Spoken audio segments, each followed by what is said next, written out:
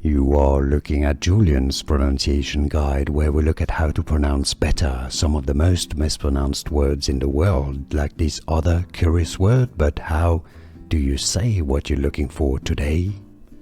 Let's learn how to pronounce these two words, related words, for more confusing English pronunciations. Make sure to stay tuned to the channel, right? So you need to understand that those two words come from the word able.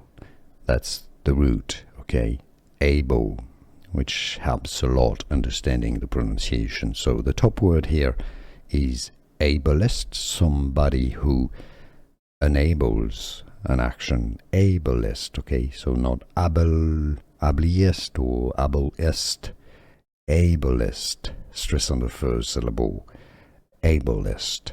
Now the doctrine or the theory behind somebody that enables is ableism.